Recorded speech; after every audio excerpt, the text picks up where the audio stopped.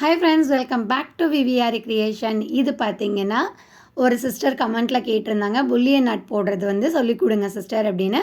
அதுக்கு வந்து பார்த்தீங்கன்னா நான் வந்து பார்த்தீங்கன்னா எம்ப்ராய்டரி த்ரெட் எடுத்திருக்கேன். எம்ப்ராய்டரி த்ரெட் வந்து உங்களுக்கு தெரியும், ஒரு ஃபுல்லாக இதே மாதிரி இருக்கும். இதை வந்து நான் நீடில் இன்சர்ட் பண்ணிவிட்டு டபுளாக வந்து எடுத்திருக்கேன். ஸோ இதில் வந்து ஒரு இதில் வந்து பார்த்திங்கன்னா 8 லைன்ஸ் இருக்கும். ஸோ இதை அப்படியே வந்து நான் என்ன பண்ணிக்கிறேன், நாட் போட்டு எடுத்துக்கிறேன். இப்போ நான் புல்லியன் நாட் போடுறதுக்கு பார்த்தீங்கன்னா ஒரு ரவுண்டு ட்ராப் பண்ணிவிட்டு அதுக்குள்ளே லைன்ஸ் போட்டிருக்கேன். ஸோ ரொம்ப ஈஸி தாங்க. பட் இதில் என்ன ஒரு இதுனா, நீங்கள் வந்து ஹேண்ட் எம்ப்ராய்டரி த்ரெட்டில் போடுறப்ப ஈஸியாக இருக்கும். இதுவே நீங்கள் சில்க் த்ரெட்டில் போடுறீங்க அப்படின்னா மினிமம் 6+6, அதாவது 6 ஸ்டாண்ட்ஸாக போட்டு டபுளாக போடுறப்ப 12 வரும். இல்லை அப்படின்னா மேக்ஸிமம் வந்து 8+8 எடுத்துக்கோங்க. நமக்கு சில்க் த்ரெட்டில் போடுறதுக்கும் ஹேண்ட் எம்ப்ராய்டரி த்ரெட்டில் போடுறதுக்கும் என்ன டிஃப்ரென்ஸ்ன்னு பார்த்தீங்க அப்படின்னா, சில்க் த்ரெட்டில் போடுறப்போ நமக்கு ஷைனிங்காக இருக்கும்.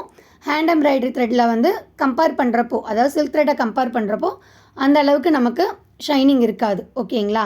இப்போ வந்து பார்த்தீங்க அப்படின்னா நான் வந்து அந்த ரவுண்டோட அவுட் சைடில் எடுத்துகிட்டு சென்டரில் இருந்து நீடில் எடுக்கிறேன். சென்டரில் அந்த நீடில் பஞ்ச் பண்ணி நான் வந்து எடுக்கிறது பார்த்தீங்கன்னா, நம்ம ஃபஸ்ட்டு அந்த த்ரெட் இருக்கு இல்லையா, த்ரெட்டுக்கு பக்கத்துலேயே நான் என்ன பண்ணிக்கிறேன், அந்த நீடில் வந்து வெளியில் எடுத்துக்கிறேன். வெளியில் எடுத்துகிட்டு அந்த நம்ம நூல் கோர்த்துருக்கோம் இல்லையா, அந்த இடம் வந்து கரெக்டாக வந்து நமக்கு இருக்க மாதிரி பார்த்து வச்சுட்டு நான் வந்து ஒரு 8 டைம்ஸ் வந்து இந்த மாதிரி சுற்றிக்கிறேன். ஓகேங்களா? ஒரு 8 டைம்ஸ் சுற்றிட்டு அதுக்கப்புறம் நம்ம எப்படி எடுக்கணும் அப்படிங்கிறது தான் இதில் மெயின்.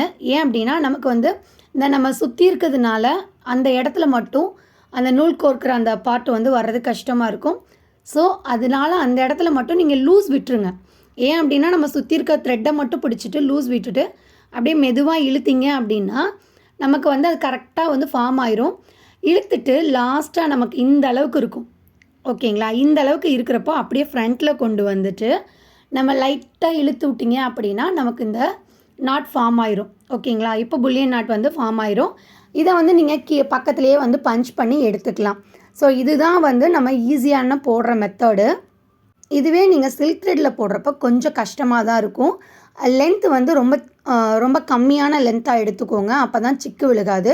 இப்போ இன்னொரு டைம் நான் காமிக்கிறேன் பாருங்கள். சென்டரில் இருந்து நீடில் வந்து நான் இன்சர்ட் பண்ணுறேன். இன்சர்ட் பண்ணி ஆப்போசிட்டில் எந்த லென்த்துக்கு வேணுமோ அந்த லென்த்தில் நான் த்ரெட்டுக்கு பக்கத்துலேயே தான் வந்து நீடில் எடுத்திருக்கேன். அதாவது இந்த நம்ம நூல் கோர்க்கிற இடம் வந்து கரெக்டாக வந்து வெளியில் இருக்கிற மாதிரி பார்த்துக்கோங்க.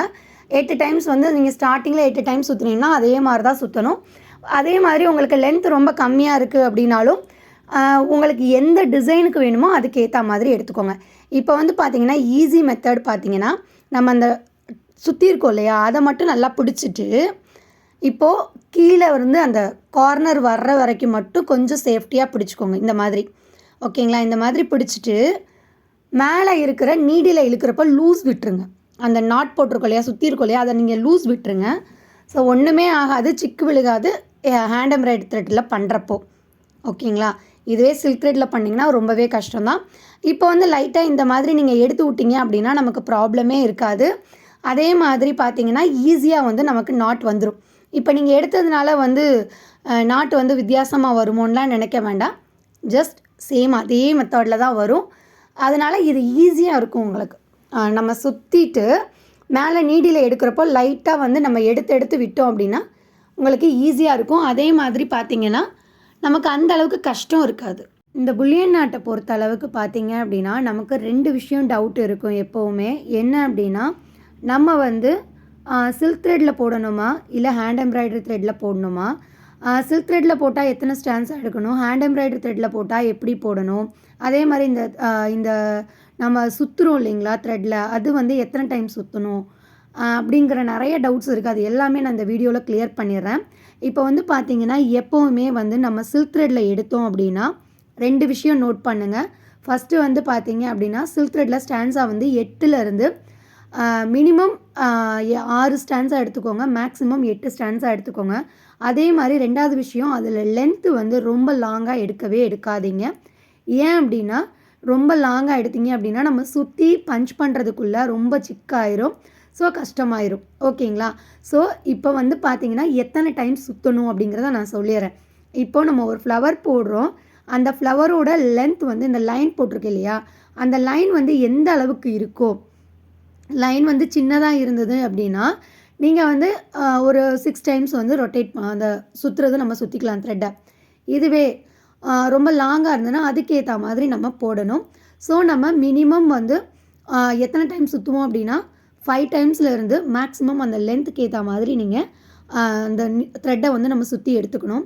இப்போ வந்து பார்த்திங்கன்னா இதில் வந்து உங்களுக்கு எடுக்கிறப்ப என்ன ஆகும், இப்போ உங்களுக்கு டவுட் இருக்கும், இந்த மாதிரி எடுக்கிறப்போ அது வந்து நம்ம சுற்றுனதெல்லாம் வெளியில் வந்துடும், வெளியில் வரவே வராது. ஏன் அப்படின்னா நம்ம அந்த லாஸ்ட்டாக சுற்றுனா அந்த சுற்றிருந்தோம் இல்லையா, அந்த த்ரெட்டை நல்லா பிடிச்சிட்டு தான் நம்ம பண்ணுறோம். அதை விட்டிங்கன்னா கண்டிப்பாக வந்து நமக்கு நம்ம சுற்றுனது எல்லாமே பிரிஞ்சு போயிடும். ஸோ லாஸ்ட்டாக சுற்றுனதை மட்டும் நல்லா பிடிச்சிட்டு இந்த மாதிரி நீங்கள் டைட் பண்ணிக்கோங்க. அதாவது இந்த டைமில், அதாவது நம்ம எல்லாம் மேக்ஸிமம் த்ரெட்டை எடுத்ததுக்கப்புறம் இப்போ வந்து அந்த சுற்றுனது வந்து கரெக்டாக வந்து கிளாத்தோடு ஒட்டி இருக்கான்னு பார்த்துட்டு நல்லா டைட் பண்ணிவிட்டு இப்போ வந்து நீங்கள் ஃப்ரண்ட்டில் கொண்டு வரப்போ நல்லா பிடிச்சிக்கோங்க. இப்போ பார்த்தீங்கன்னா நமக்கு எந்த டிஃப்ரெண்ட்டுமே தெரியாது. நார்மலாக நம்ம எப்பவும் சுற்றின மாதிரி தான் இருக்குது. ஓகேங்களா? அதே மாதிரி இந்த மாதிரி ஃப்ளவர் போடுறப்ப பார்த்தீங்க அப்படின்னா நீங்கள் ஸ்டார்டிங்கில் எத்தனை டைம் சுற்றுனீங்களோ அதே டைம்லேயே வந்து சுற்றிக்கோங்க. நான் 8 டைம்ஸ் வந்து சுற்றியிருந்தேன். அதே மாதிரி தான் நான் கண்டினியூ பண்ணுறேன். இப்போ வந்து பார்த்தீங்கன்னா ஈஸியான மெத்தட் தான் இது, ரொம்பவே ஈஸி தான். பட் சில்க் த்ரெட்டில் போடுறப்ப என்ன ஆகுன்னா ரொம்ப சிக்காகிறதுக்கு சான்ஸ் இருக்குது. அதே மாதிரி இன்னொரு டவுட் என்ன இருக்குன்னு சொல்லியிருந்தேன்னா, ஹேண்ட் எம்ப்ராய்டரி த்ரெட்டு வந்து யூஸ் பண்ணலாமா, யூஸ் பண்ணால் எப்படி யூஸ் பண்ணுறது, சில்க் த்ரெட்டுக்கும் ஹேண்ட் எம்ப்ராய்டரி த்ரெட்டுக்கும் என்னென்ன டிஃப்ரெண்ட் இருக்கும் அப்படிங்கிறதையும் கேட்பாங்க. ஸோ அதையும் நான் இந்த வீடியோவில் சொல்லிடுறேன். ஸோ வீடியோ வந்து ரொம்ப லென்த் கிடையாதுங்க, ஸ்கிப் பண்ணாமல் பாருங்கள். இப்போ வந்து பார்த்தீங்கன்னா ஹேண்ட் எம்ப்ராய்டரி த்ரெட்டு வந்து பார்த்தீங்கன்னா நமக்கு வந்து அது அதுலேயே வந்து 8 ஸ்டாண்ட்ஸாக இருக்கும். ஸோ அதை எதுவுமே நீங்கள் வந்து பிரிக்க வேண்டாம். அப்படியே வந்து அந்த இதை வந்து த்ரெட்டை வந்து நம்ம நீடில் இன்சர்ட் பண்ணிவிட்டு அதை டபுளாக கன்வெர்ட் பண்ணி நம்ம நாட் போட்டுக்கலாம். ஸோ அப்படிங்கிறப்ப கரெக்டாக இருக்கும். இன்னொரு விஷயம், சில்க் த்ரெட்டுக்கும் இதுக்கும் என்ன டிஃப்ரெண்ட் அப்படின்னு கேட்டிங்கன்னா, சில்க் த்ரெட் வந்து ரொம்ப ஷைனிங்காக இருக்குங்க. இது வந்து அந்தளவுக்கு கம்பேர் பண்ணுறப்போ ஷைனிங் இருக்காது. பட் இதில் சிக்கு வராது. சில்க் த்ரெட் யூஸ் பண்ணுறப்ப கண்டிப்பாக சிக்கு வரும். ஸோ இதுதான் வந்து டிஃப்ரெண்ட்டு. உங்களுக்கு நீங்கள் வந்து கொஞ்சம் கொஞ்சமாக நான் வந்து லென்த்தில் எடுத்து போட்டுக்கிறேன், சில்க் த்ரெட் போடுறேன்னா தாராளமாக போடலாம். வீடியோ பிடிச்சிருந்தால் லைக் பண்ணி ஷேர் பண்ணுங்கள். தேங்க்ஸ் ஃபார் வாட்சிங்.